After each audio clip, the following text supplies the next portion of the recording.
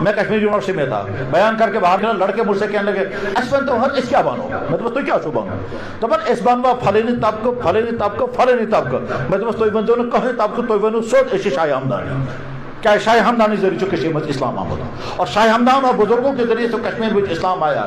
اس مسلک کی مکمل ترجمانی, اس مسلک کی مکمل پاسبانی, اس مسلک کو جو کا تو مکمل طور پر آج کے زمانے میں پڑھنے پڑھانے اور سمجھنے والا دیوبند کا علماء کا طبقہ ہے.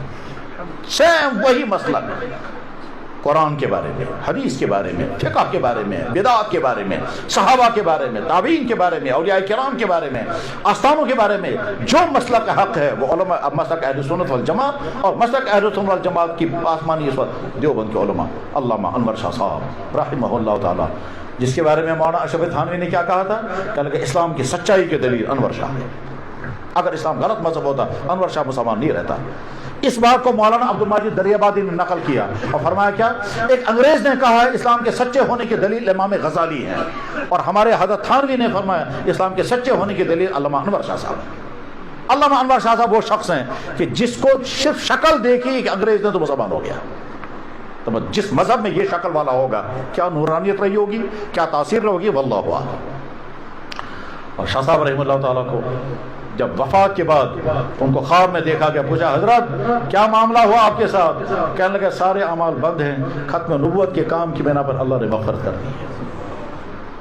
ختم نبوت کی حفاظت ہمارا کام, صحابہ کرام کی عصمت اور عفت کی حفاظت کا ہمارا کام, مسئلہ کے حق امت تک پہنچانا ہماری ذمہ داری. اس لیے میرے بھائیوں ہر باطل سے بچو, اور اگر کوئی بھائی غلط فہمی میں کسی نقلی مہدی کا شکار ہو گیا, کسی نقلی گانے والے کے پیچھے لگ گیا, کسی ایسے مسلمان دھوکے باز کے پیچھے لگ گیا کہ جس نے کہا گانے سب کچھ ہے نماز کچھ نہیں ہے, اپنے آپ کو دھوکوں سے نکالو, اور ایسا نہ ہو کہ ان دھوکوں کے نتیجے میں تمہاری دنیا اور آخر برباد ہو جائے گی, اور ایسا نہ ہو ایمان ختم ہو جائے گا, اور ایسا نہ ہو آخر میں قیامت کے دن کہیں گے یا اللہ تعالیٰ فرماتے ہیں صدوخت ہے جو یاد تو ظالم, صدوخت ہے جو یاد تو ظالم, وہ دن یاد رکھنا اے ظالموں, وَيَوْمَ يَعَضُّ الظَّالِمُ عَلَى يَدَيْهِ, صدوخت ہے جو یاد یہ مطلب اچھن سے پیو. کیا کرو افسوس, یا ویلتا لیتنی لم اتخذ فلانا خلیلا, افسوس میں نے فلانے کو فالو نہ کیا ہوتا, افسوس باسانا میں گلزار پیرس پوتوں, افسوس باسانا فلان نسبت, افسوس باسانا فلان خاطروں کو کاٹ کر افسوس کرو گے, افسوس میں یہ ویب سائٹوں کے چکر میں نہ ہوتا, افسوس میرا فرینڈ سرکل جنہوں نے مجھے برباد کر دیا ان کے ساتھ میں نہ رہا ہوتا, افسوس میں نے فلانے دوست کے ساتھ نہ رہا, مجھے چرسی بنا دیا, مجھے ڈرگس کا عادی بنا دیا, مجھے بدکاریوں سکھا دی. جناب وہ لٹریچر, وہ ویب سائٹیں, وہ یوٹیوب, وہ فیس بک اور وہ نیٹ کے ان تمام سے اپنے آپ کو بچاؤ جن کے نتیجے میں گمراہی آ جائیں گی, جن کے نتیجے میں مائنڈ سیٹ بگڑ جائے گا. اور اپنے آپ کو بچانے میں اگر کامیاب ہو گئے اور ہم ایمان پر اور اپنے اخلاق کو تو زندگی کامیاب. اور ہم جہاں جس جگہ رہ رہے ہیں یہاں کے لوگوں کی ذمہ داری ہے اپنی ایمان کی بھی فکر کریں اور امت کے جوانوں کی ایمان کی بھی فکر کریں. یہ صرف علماء کی ذمہ داری نہیں ہے, والدین کی ذمہ داری ہے, سوسائٹی کے پڑھے لکھے انسانوں کی ذمہ داری ہے, اور کس کی ذمہ داری ہے.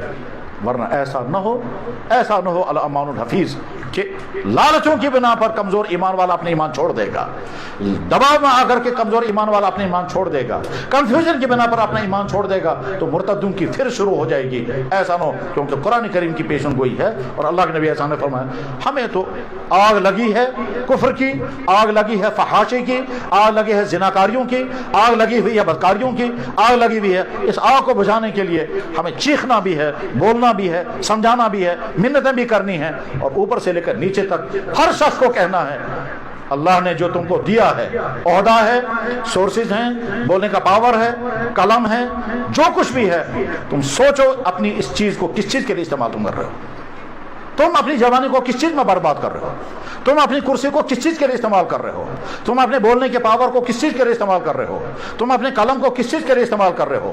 تم نے اگر تعلیم کے نام پر لڑکوں اور لڑکیوں کا ڈانس کرا ہے تو اس سے کیا ملے گا امت کو.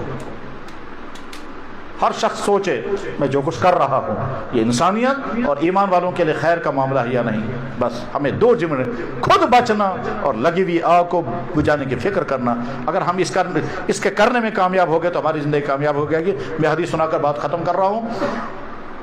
جناب رسول اللہ صلی اللہ علیہ وسلم الف الف الف الف مرہ 23 سال آپ نے محنت کی. وہ زمانہ بھی ہوتا تھا ایک کلمہ پڑھنے والا پورے سال تیار نہیں ہوتا تھا, اور ایک زمانہ وہ آ گیا کہ صبح سے شام تک آپ کو فرصت نہیں ملتی تھی, صرف کلمہ پڑھتے تھے. فوج در فوج لوگ اسلام میں داخل ہو گئے. وَرَأَيْتَ النَّاسَ يَدْخُلُونَ فِي دِينِ اللَّهِ أَفْوَاجًا کا منظر آ گیا سامنے. پھر جب آپ نے حج فرمایا, اس مینا میں, جس مینا میں آپ پر پتھر مارے جاتے تھے, اس مینا میں آپ کے سامنے لاکھ سے زیادہ صحابہ کرام بیٹھے. آپ نے فرمایا, لوگو اللہ تم سے پوچھے گا میرے بارے میں نے دین تم تک پہنچایا یا کہ نہیں, کیا کہو گے؟ صحابہ کرام نے ہاتھ اٹھا کر کہا, یا رسول اللہ ہم گواہی دیں گے, آپ نے دین ہم تک پہنچا دیا. تو جناب رسول اللہ صلی اللہ علیہ وسلم نے آسمان کی طرف اونگلی اٹھا کر فرمایا, اللہم اشہد, یا اللہ گواہ رہیں انہوں نے تسلیم کر لیا دین, میں نے ان کے حوالے کر دیا, مجھ سے بری ہوں. اس کے بعد فرمایا, انی فرضتکم علی الحوض, میں پہلے رخصت ہونے والا ہوں. اب اگلے سال اس میدان میں تم سے میری ملاقات نہیں ہوگی, یہ آخری ملاقات اس میدان میں, تم ہوں گے میں نہیں ہوں گا.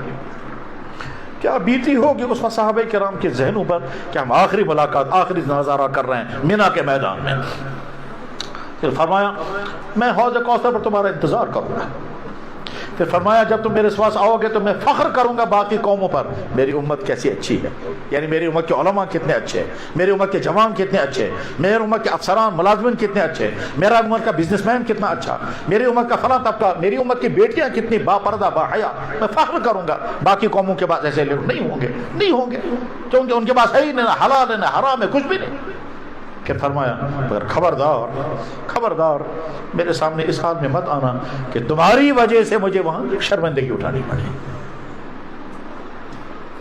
چلو کاربون کو سوچو, کیا ہماری زندگی ایسی گزرے گی کہ ہم اپنے نبی کے لیے شرمندگی کے لفظ تو میں بتا رہا ہوں, ورنہ شرمندگی نہیں. اللہ کے نبی نے جو لفظ فرمایا تھا میں اس کا ترجمہ کرتا ہوں, اور خود ترجمہ نہیں, میں نے ایک سید عالم کا ترجمہ پڑھا ہے. اس سید عالم وہ نبی کے خاندان کا ہے, اسی نے ترجمہ کیا. میں کہوں گا یا رسول اللہ میں نے ترجمہ نہیں کیا, ترجمہ آپ کے صاحب آپ کے خاندان کے سید عالم نے کیا تھا, میں ترجمہ نقل کرتا ہوں, میں اپنی ذمہ داری نہیں لیتا. اللہ کے نبی نے فرمایا تھا, لوگوں میرے پاس اس حال میں مت آنا کہ تمہاری وجہ سے میرا چہرہ وہاں سیاہ ہو جائے. آپ نے فرمایا, فلا تصودوا وجہی, سنن ابن ماجہ میں حدیث ہے.